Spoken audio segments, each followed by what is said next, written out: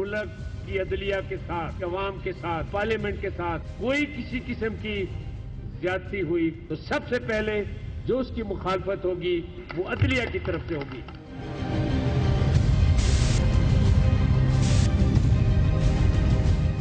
अगर हम उड़ना भी शुरू कर दें तो ये कहेंगे कि आप टेढ़े उड़ते हैं।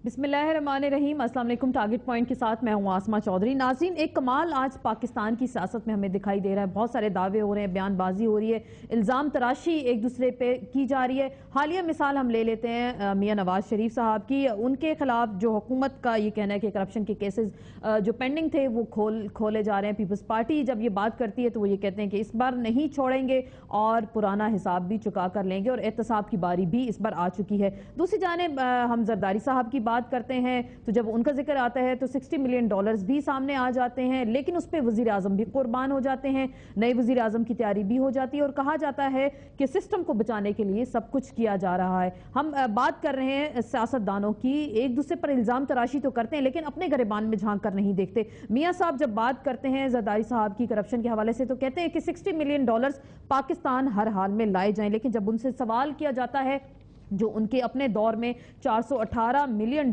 की करप्शन हुई तो उनको कौन वापस करेगा, तो इस पे वो कहते हैं कि जस्ट ये इल्ज़ाम है, इसको साबित करने की कोशिश करें। अब पता नहीं इन दोनों में से कौन सच्चा है या कौन झूठा है। एहतसाब के नारे तो दिखाई देते हैं लेकिन एहतसाब होता नहीं है, और जब एहतसाब होना शुरू हो जाता है तो अंदर खाने कुछ मुज़ाकरात भी हो जाते हैं, जिसकी आज हम कुछ ऐसी सदाएं भी हमें सुनाई दे रही हैं कि पाकिस्तान मुस्लिम लीग नून और पाकिस्तान पीपल्स पार्टी के दरमियान जो कबल अज़ वक्त इंतखाबात हैं, जो अर्ली इलेक्शंस की बातें की जा रही हैं, उसके फार्मूले कुछ एडजस्ट करने की कोशिशें की जा रही हैं। क्या ये सिर्फ एहतसाब से भागने की कोशिशें हैं या फिर वाकई ही वो संजीदा है जल्द इंतखाबात के हवाले से, या फिर कोई और डर है, इस्टेब्लिशमेंट की जानिब से डर है, या फिर अदालत की जानिब से कुछ, जैसे कहा जाता है कि हुकूमत को डर होता है शायद जब अपनी गर्दन फंसने वाली होती है तो फिर मुज़ाकरात भी हम देख लेते हैं, एहतसाब भी साइड पे हो जाता है और मुस्तकबिल की जो है इस हवाले से प्लानिंग भी की जाती है। लेकिन एक बात जो हमें इस वक्त नजर आ रही है कि हुक्मरान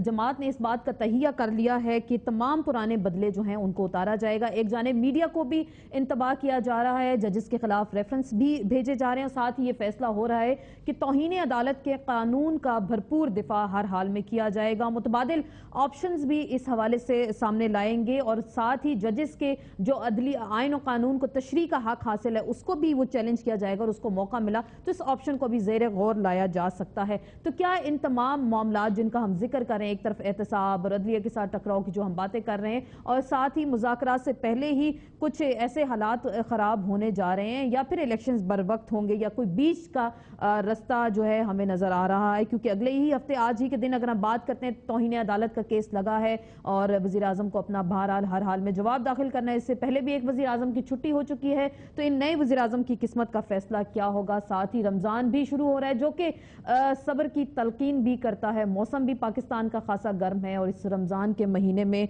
जो गर्मी हमें नज़र आ रही है कि इस पे हाथ होला रखा जाएगा, क्योंकि सब आइन और कानून की बातें कर रहे हैं, जमहूरियत को बचाने की बातें कर रहे हैं, तो क्या फिर नियतों में फतूर है? नियतों का हाल तो अल्लाह ही बेहतर जानता है। इसी पे बात करेंगे एक मुख्तसर से ब्रेक के बाद अपने मौजूद मेहमानों के साथ।